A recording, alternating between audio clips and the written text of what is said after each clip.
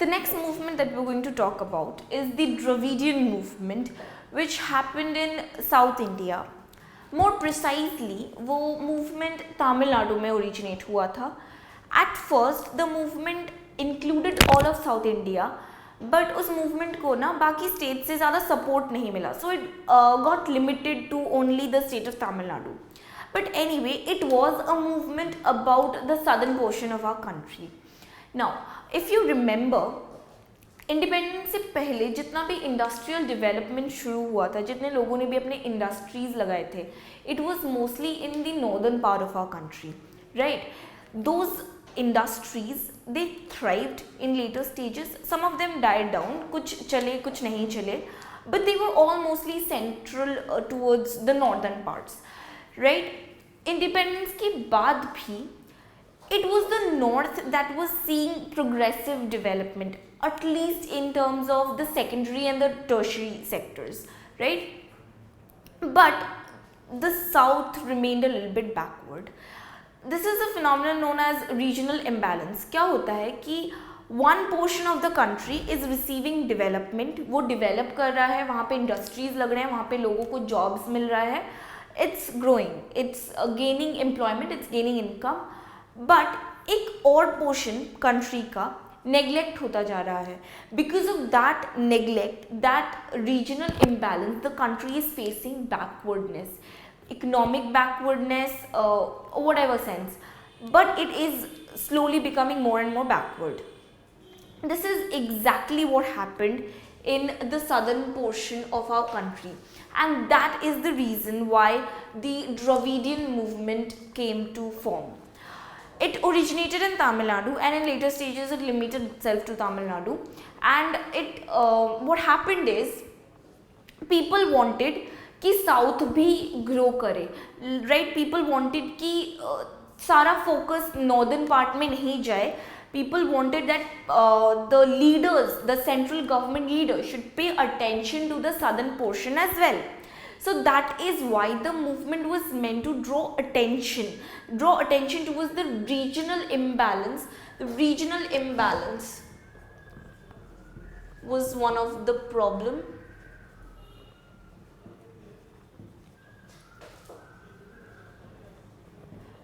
इस प्रॉब्लम को सॉल्व करने के लिए ये मूवमेंट ओरिजिनेट हुआ था, right. So what happened is, unlike other movements जहाँ पे लोग बहुत violent हो जाते हैं, there's rise of insurgency, there's a militia movement, the southern people didn't do any such thing. वो बहुत peacefully protest कर रहे थे, they did not take up arms, कोई ammunitions नहीं involved थे. They instead used democratic means. The democratic means that they used included public speeches, like बहुत सारे लोगों को इकट्ठा करके उन्हें समझाना कि what is the problem that is going on. Spreading of general awareness is very important towards receiving any goal, right? That is exactly what these people did. इन्होंने public debates रखे, they kept speeches, and they used the electoral platform, which means what? This was a movement on the basis of the economic backwardness. It was an economic central movement, but it slowly started taking turns into politics. The leaders, this movement became strong politically, and they entered into elections. They involved politics into the movement, because this was one platform जहाँ पे तुम लोगों को समझा सकते हो अपनी बातें, और जहाँ पे तुम उन्हें कन्विंस कर सकते हो कि if they support you then you will become strong enough to bring about some change, right. So they use the electoral platform. Now द movement, the Dravidian movement, entered politics, and what happened after that is they formed a party. The name of the party was Dravidar Kazhagam. इस party से ये politics में enter किए. The Dravidian movement entered into politics through the Dravidar Kazhagam. The leader of the party was E.V. Ramasamy Periyar. Under the leadership of this man, Dravidar Kazhagam entered into politics. It came to power, but then what happened is the Dravidar Kazhagam split into two parts because of feuds within the party. So the political legacy of the party, मतलब जो इतने दिनों से वो movements कर रहे हैं, इतने दिनों से वो they are fighting for a cause, वो लेगेसी जो था वो डीके से डीएमके में शिफ्ट हो गया. What's DMK? DMK is one of the factions of the Dravida Kazhagam. It's Dravida Munnetra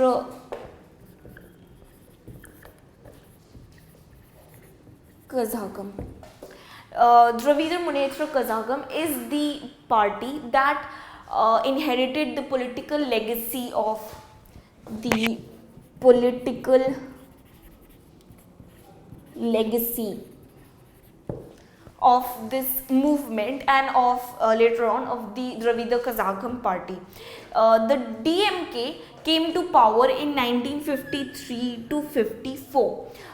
This party entered into politics in this year, and they came to power with a three-pronged agitation that they had. Agitations or the demands of the Dravidar Munnetra Kazhagam were these.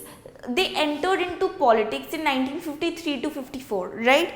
At that time, DMK ने खुद को publicize करना शुरू किया. They started popularizing themselves, and these demands helped them get a stand in politics. तो उनके demands क्या क्या थे? First of all, they wanted the Kalakudi railway station to get back its original name.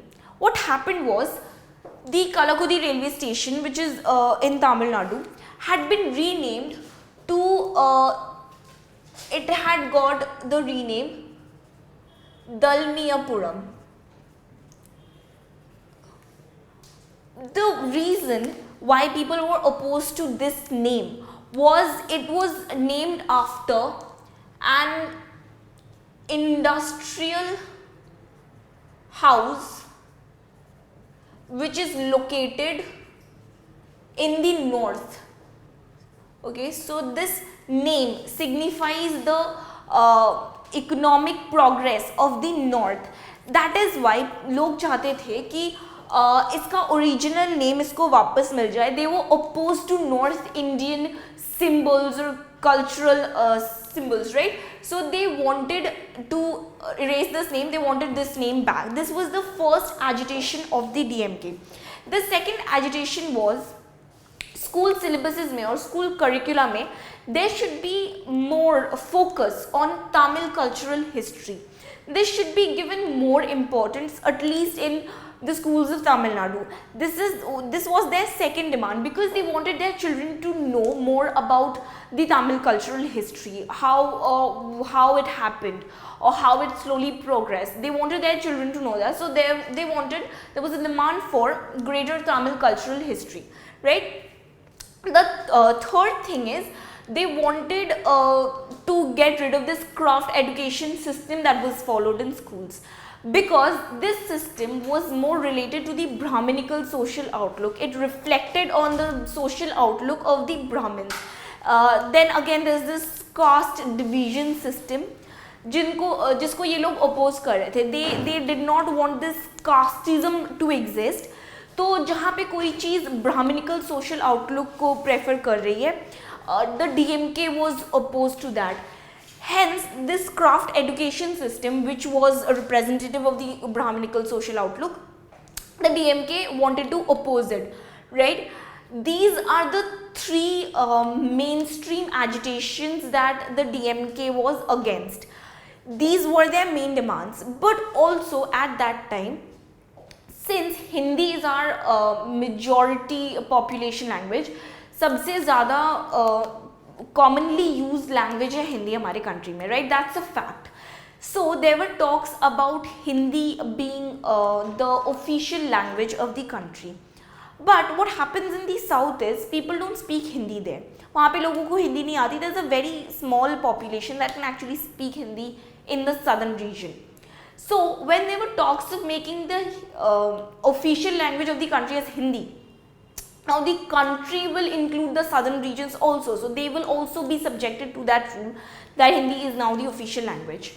The DMK was also opposing that. They did not want कि अगर Hindi official language बन जाता है तो the southern people will get alienated, they will feel neglected, like they haven't been considered in that decision. So they was constantly opposing the the Hindi thing. They were constantly agitating against Hindi being made the official language of the country. So there was the anti-Hindi agitation of the DMK. Now these agitations actually helped them come to power. They represented southern cultural pride in a way. This exactly helped them come to power in the 1967 assembly elections. The leader of the DMK was C. Annadurai. इनके leadership में DMK came to power in 1967 assembly elections. Since this time when the Dravida Munnetra Kazhagam came to power, the South has been heavily influenced by these parties kept on splitting, and new parties were formed, new factions were formed, and the South has even to this day been dominated by these parties. So after the DMK came to power in 1967, and then after the death of C. Annadurai, the party split. Okay, so now there was the DMK and there was the AIADMK. We have all heard about this party, and it basically came to existence after the death of C. Annadurai when the party split. The full form of this party is All India Anna. Now you know the full form of DMK already. So All India Anna Dravida Munnetra Kazhagam. This is the full name of this party, and it came into existence after the death of the leader C. Annadurai.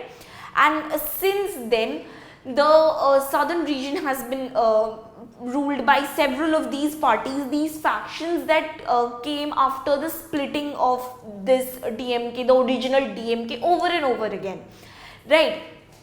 Now the important thing here is regional movements are normally considered as a threat to Indian nationalism, right? लोग ऐसा समझते हैं कि अगर हम अपने reason के लिए कोई प्रोटेस्ट कर रहे हैं, कोई मूवमेंट्स रख रहे हैं, so that means we want greater autonomy for the region, और हम नेशन से एलियनेट होते जा रहे हैं.